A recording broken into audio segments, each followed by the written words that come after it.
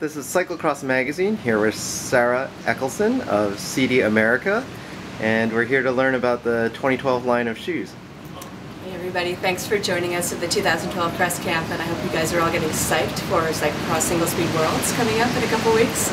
Go to San Francisco.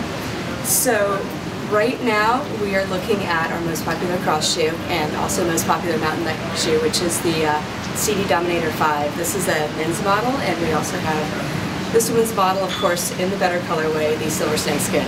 Right. So this model is the most popular because it's kind of the classic that's been around forever, and also because it comes in 72 sizes, so you can fit really just about anyone in this shoe.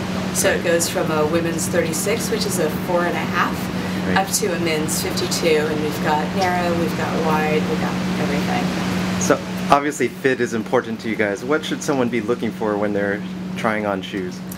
Put down this shoe right here.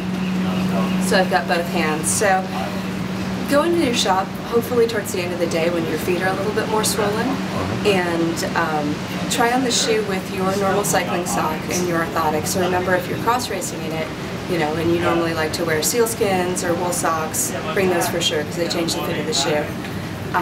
When you're trying on the shoe, remember that our soft instep closure system is adjustable, so if you have a lower volume foot, low instep, make sure and move it down and then trim this end so it doesn't scratch up your cranks. And then if you've got a really high instep, high arch, bless your heart, you can also move it up like that. So this should be centered between the I and the D across the top of your foot. When you're trying on a shoe, remember that for power, you want the shoe to wrap around your foot, so you don't want a big boxy toe box. You want something that really holds your foot. You don't want to feel like your foot's moving up and down in the shoe. That foot, you know, that shoe filled with chamois cream feeling, right, if you're trying to ride a steep run up, is not going to be helpful. Right. So you want like a really tight interface between you and the pedal. And that's also going to help if you're running with the bike so you're not jamming your toe against the end.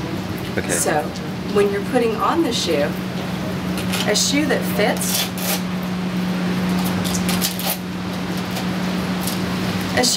is not going to have this much Velcro showing. So if you've got this much Velcro showing, stop, ask your shop to measure your foot, and find out if the issue is that the shoe is too small, or maybe you need a wide width. So you're going to want to go up, either a half size or try a wide, but definitely stop, back up, get your foot measured, and start over. If the shoe is it's looking like this. This is what it looks like when Andrew tries on a shoe.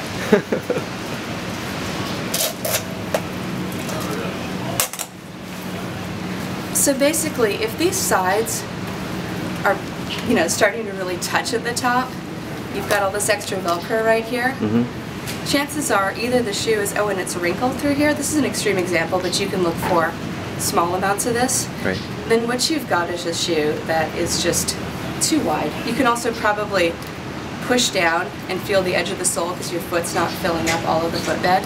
So at that point, stop, get your foot measured, probably need a narrow shoe or you need to go down in size. Now, do most of your dealers, are they equipped to measure width as well? You know, I mean, that's a tough thing, is finding the right dealer, and right, hopefully, if you're a cyclocross racer, so you've reached a certain level, right, and so through trial and error, you found a shop that is really good at bike fit, they know what they're doing, they're good mechanics, and so a shop like that should be able to measure your foot and fit you. Right. And you find another shop. And you have a couple trucks that will help with this, right? Yeah, can you tell us about definitely.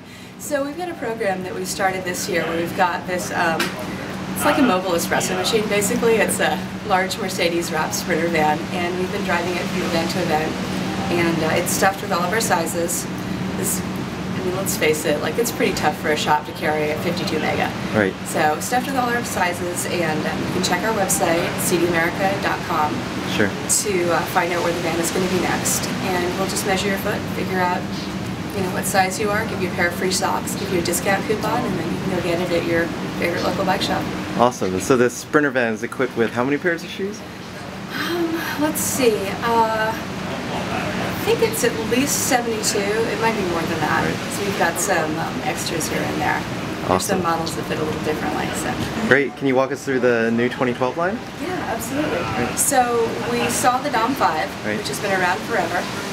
So just briefly, the features of the Dom 5, we've got high security Velcro. So we've got 1, 2, 3, 4 adjustment points on this shoe. So your high security Velcro, your soft inset closure system, and then your Caliper Buckle. This Caliper Buckle is fairly new for us. It's really low profile, so as far as grabbing grass, dirt, that kind of thing, it's been doing great. Just occasionally drop some dry lube in there. And so if you need it just a little bit looser, it's just one click. A little bit tighter, it's one click this way. And then to get out entirely, it's pull up the 2 red tabs. So if the EMT needs to get you out of your shoe, don't cut it off my foot. Pull up the 2 red tabs. Hope that doesn't happen to you. So if you look at the back of the shoe, we've got this really tough, sturdy heel cup that holds your foot in place. Really important for power and stability in the shoe.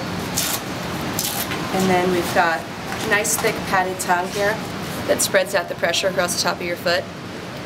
So if you're cranking down the shoe, you're not going to get numb foot from that. Sure. And then a very durable, runnable sole. I don't have our Sidi spikes to show you, but I think you guys are all familiar with them. They are evil, giant metal spikes, and they're really the only ones that work. And all these parts are replaceable? Yeah, absolutely. Thanks for mentioning it. Yeah. This buckle, it's just one screw, easily replaceable. This guy just pops out. If you've got an older buckle and you want to retrofit, you can easily retrofit. This one pops out as well. We even carry the Velcro. And if your shop doesn't have those small parts, how do they go about ordering them? Your shop can just call us to order. Right. Or if you go to our website, there's a link to order small parts on your own. Great. Yeah.